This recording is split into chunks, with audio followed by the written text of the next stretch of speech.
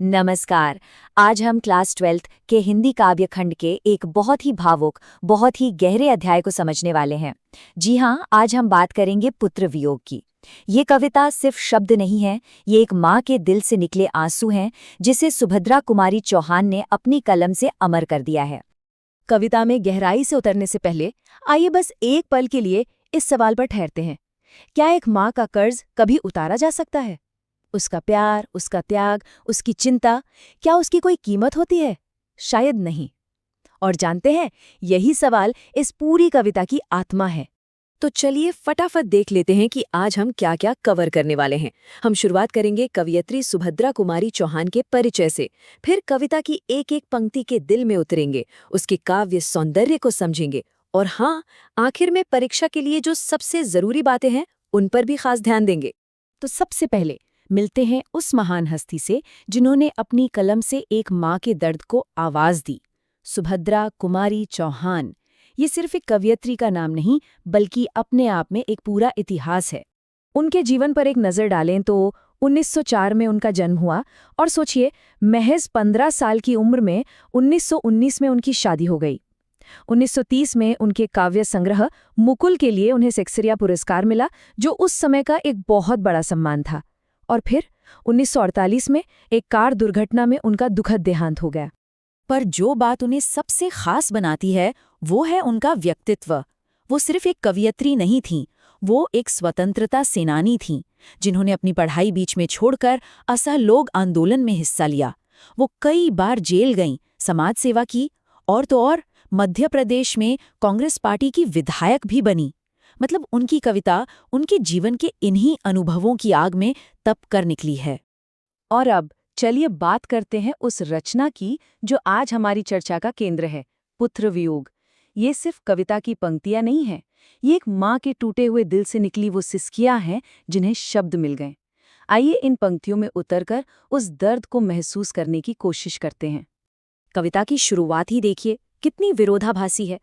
कवयित्री कह रही हैं कि दुनिया में तो चारों तरफ खुशी है, हर दिशा हंस रही है, पूरे विश्व में उल्लास छाया हुआ है, लेकिन एक माँ के लिए ये सब बेमानी है, क्योंकि उसकी दुनिया, उसका खिलौना, उसका बेटा खो गया है। और इस एक शब्द पर ध्यान दीजिए, खिलौना। एक माँ के लिए उसका बच्चा उसका सबसे प्यारा खिलौना ही तो होता है, जिसके बिना उसका मन ही नहीं लगता। और आज वही खिलौना उससे हमेशा के लिए दूर चला गया है। कितना गहरा दर्द है इस एक शब्द में। ये पंक्तियां हमें सीधे उस माँ की यादों में ले जाती हैं। वो याद कर रही है कि कैसे वो अपने बेटे को ठंड न लग जाए, इस डर से अपनी गोद से नीचे ही नहीं उतारती थी। सोचकर देखिए उस प्यार को।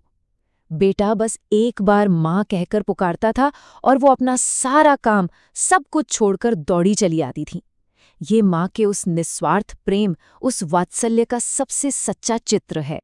और फिर आती है ये पंक्ति जो शायद इस पूरी कविता का, उस पूरे दर्द का सार है, निचोड़ है। कवयित्री यहाँ एक अंतिम सत्य को स्वीकार कर रही हैं कि दुनिया में हर मुश्किल का हल हो सकता है, लेकिन एक बेटे को खोने के बाद अपने मन को समझा लेना, ये शायद दुनिया का सबसे कठिन काम है। ये लगभग असंभव है। तो हमने कविता के भाव को तो महसूस किया, अब जरा इसके साहित्यिक पक्ष को भी समझते हैं, क्योंकि परीक्षा में अच्छे नंबर लाने के लिए ये काव्य सौंदर्य समझना बहुत जरूरी है। तो अगर आपसे पूछा जाए कि इस कविता में कौन सा रस है, तो जवाब है करुण रस। करुण रस वहाँ होता है जहाँ किसी अपने के हमेशा के लिए बिछड़ जाने से दिल में शोक यानी दुख का भाव पैदा होता है, और ये पूरी की पूरी कविता इसी शोक की भावना से भरी हुई है। और यहाँ एक बहुत ही महत्वपूर्ण बात है जिसे याद रखना है। हिंदी साहित्य का सबसे प्रसिद्ध शोक गीत है सूर्यकांत त्रिपाठी निराला जी की सरोज स्मृति, जो उन्होंने अपनी बेटी की याद में लिखी थी। और ठीक उसके बाद पुत्र वियोग को हिंदी साहित्य का दूसरा सबसे बड़ा शोक गीत माना जाता है। चलिए अब इस पूरी कविता का निचोड़ निकालते हैं। इसका मूल भाव क्या है, वो कौन सा केंद्रीय संदेश है जो हमें समझना है और परीक्षा में लिखना है। देखिए, इस कविता का जो मूल भाव है वो इन 4 पॉइंट्स में है। पहला, माँ के प्रेम की कोई सीमा नहीं होती। दूसरा, बेटे की मृत्यु के बाद माँ की बेबसी और लाचारी। तीसरा, एक माँ के दुख के आगे दुनिया की सारी खुशियां फीकी हैं। और सबसे जरूरी, चौथा पॉइंट, ये कविता सिर्फ एक कल्पना नहीं बल्कि कवयित्री का भोगा हुआ यथार्थ है। अपने बेटे को असमय खोने का उनका अपना व्यक्तिगत दर्द है। चलिए जी, अब आते हैं उस सेक्शन पर जिसका हम सबको इंतजार रहता है। एग्जाम में इस कविता से जुड़े सवालों का जवाब कैसे लिखें कि नंबर भी पूरे मिले और हमारा जवाब सबसे अच्छा हो। एक परफेक्ट उत्तर के लिए ये 4 स्टेप्स याद रखिए।